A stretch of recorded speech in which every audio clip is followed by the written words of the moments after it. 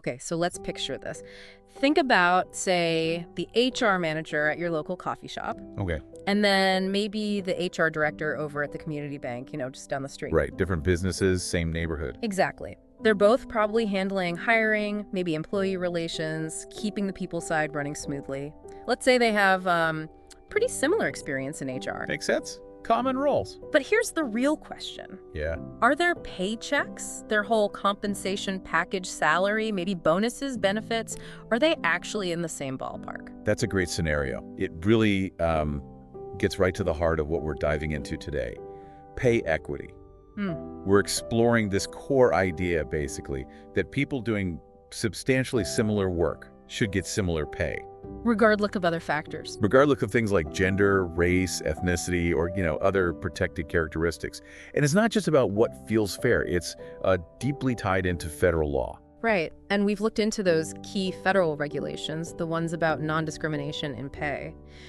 So our mission today really is to understand what pay equity actually means in practice. And why it matters so much. Yeah, why it's vital for businesses, even those local ones we see every day. And we need to unpack those key federal rules that, protect employees, but also guide employers. Absolutely. It's a framework for everyone. Okay, so let's dive in. When we say pay equity, what are we really talking about? What does that involve? So at its core, pay equity means employees get equal pay for work that requires substantially similar skill, effort, and responsibility. Okay. And it has to be under similar working conditions. Now that phrase, substantially similar, is really key. Not identical then. Exactly. Not identical. The jobs don't need to be perfect matches. Think about those HR folks again. The coffee shop and the bank. Yeah. The coffee shop HR manager might be really focused on, say, hiring hourly baristas quickly. Yeah. Lots of turnover, maybe. While the bank's HR director might spend more time on strategic planning, benefits administration, compliance, Yeah. maybe more complex stuff. Different day-to-day tasks. Right. But if the core skills needed, managing people processes, understanding labor law basics, communication, and the level of effort, the overall responsibility, are comparable. Then pay equity principles should apply. That's the idea. It's about the relative value of the work being done. That distinction, substantially similar versus identical, feels really important. It's about the job's essence. Kind of. Precisely. And when we talk about compensation, it's bigger than just the salary figure, isn't it? Oh, absolutely. Compensation is, it's a really comprehensive term. It definitely includes wages and salaries. Sure. But also things like bonuses, health insurance, retirement plans, paid time off. Even stock options sometimes. Even stock options, if that's part of the deal. So back to our managers, maybe a bakery manager and a grocery store manager this time. Yep. Even if their base salaries look close on paper, a real pay equity check looks deeper. Does one get a much better health plan? Right. Or maybe different bonus potential. Exactly. Are the bonus opportunities structured differently based on, anything other than performance? All those pieces add up to the total compensation value. You have to look at it all. Got it. The total package matters. So why is achieving this equity so critical, especially thinking about those smaller neighborhood businesses? Well, first and foremost, I'd say it's about complying with the law. Okay, the legal side. Yeah, there are several really key federal laws designed to prevent pay discrimination. The Equal Pay Act of 1963 is like a cornerstone. Right, that one's pretty well known. It specifically says men and women doing equal work jobs, needing equal skill, effort, responsibility under similar conditions must get equal pay. Equal pay for equal work. Essentially, yes. Yeah. The only exceptions allowed are things like, established seniority systems, merit-based systems, or pay tied directly to quantity or quality of production. So in our neighborhood example, maybe a local accounting firm hires a male and a female HR assistant. Same duties, same background, same experience. If the male assistant gets a higher starting salary just because he's male, that's a clear Equal Pay Act issue. That's a textbook example, precisely. Okay. And then building on that, you have Title VII of the Civil Rights Act of 1964. This one's even broader. Broader how? It bans discrimination in compensation and other employment stuff like hiring, firing, promotions based on race, color, religion, sex, or national origin. So more protected categories. Yes. So think about maybe a local landscaping crew.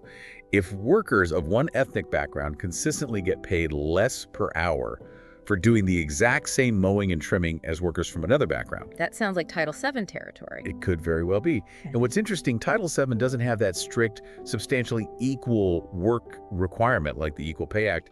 It just prohibits discriminatory pay practices based on those protected characteristics. Huh. That's a subtle but important legal difference. Okay, and then there was the Lilly Ledbetter Fair Pay Act from 2009. What prompted that specific law? Right, the Lilly Ledbetter Act. That came about because of a Supreme Court decision that made it really hard to file pay discrimination lawsuits if you didn't discover the discrimination right away. Ah, the statute of limitations issue. Exactly.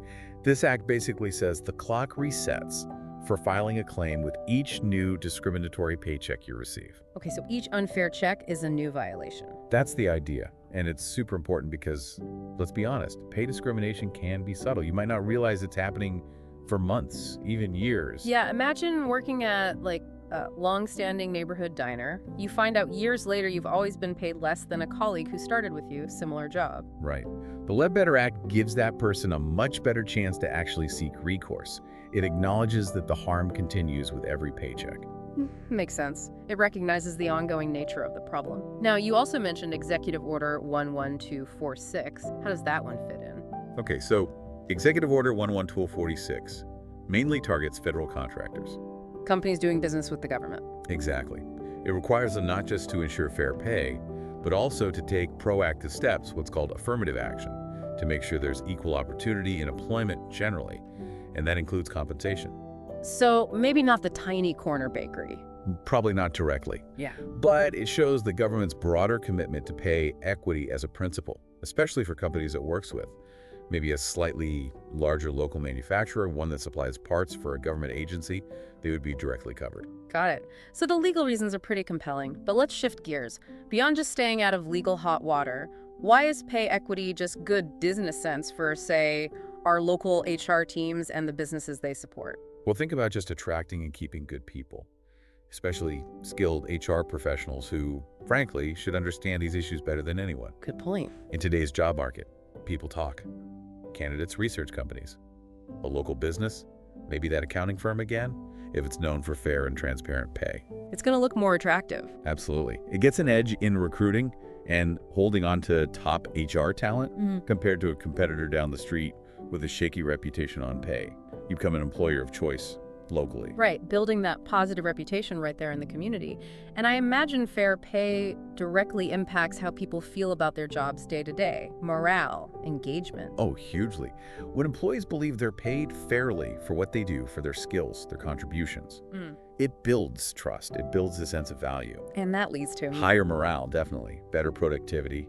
People are less likely to leave. Think about the vibe in a local vet clinic. If all the vet techs with similar skills feel they're paid equitably. Versus one where they suspect unfairness. Right. The first clinic probably has a much more positive, collaborative environment. Maybe even better patient care as a result. Less resentment simmering. And happy, engaged employees usually mean a better reputation overall in the neighborhood, right? Happier customers, too. Precisely.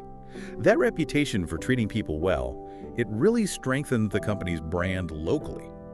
Customers increasingly do care about these things. They often prefer supporting businesses they see as ethical. So it builds community goodwill.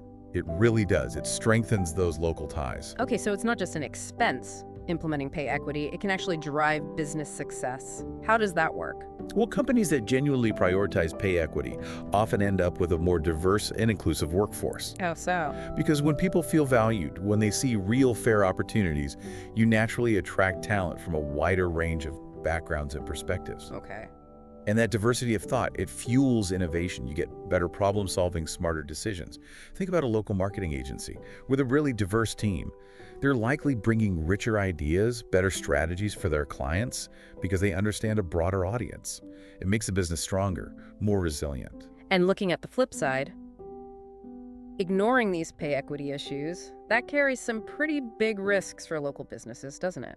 Absolutely. Failing to comply with the laws we talked about. That can lead to expensive lawsuits, major financial penalties, and damage to your name. And potentially irreparable damage to the business's reputation. Imagine that beloved local bookstore suddenly getting hit with public accusations of unfair pay. Even if they eventually settle, the negative PR in the neighborhood could be devastating. Yeah, customers might walk away. Exactly. So proactively addressing pay equity is also about managing some very serious risks. Okay, this makes a lot of sense. We understand the what and the why. So let's get practical. What are some concrete steps that businesses, even the smaller neighborhood ones with maybe just one HR person, can actually take to work towards this? Step one, absolutely, is conducting a thorough compensation audit. Digging into the numbers. Right. Systematically looking at everything, salaries, bonuses, benefits across different jobs, different departments.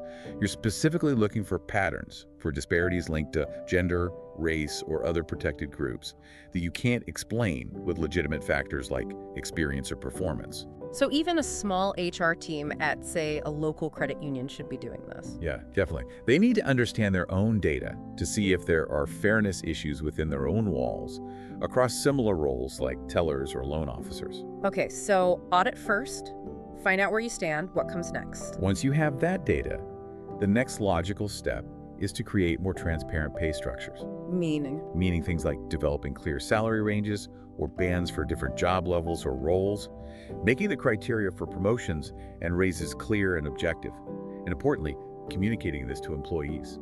so people understand how pay decisions are made. Exactly.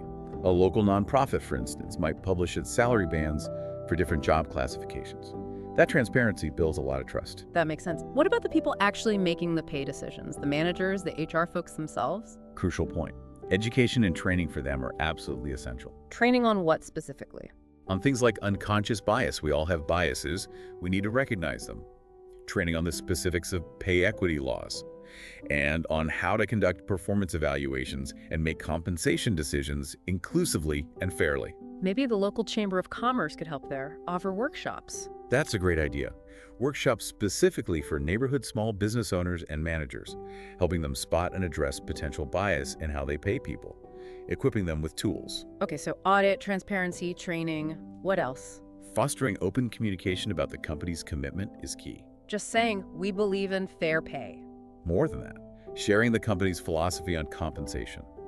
Being transparent as much as possible about the process used to ensure fairness. A neighborhood grocery store could put a statement in the employee handbook, talk about it during onboarding, make it part of the culture. Okay. And let's say that audit does turn up some problems, some actual inequities. Then you have to take prompt, decisive, corrective action. Meaning fixing the salaries. Yes.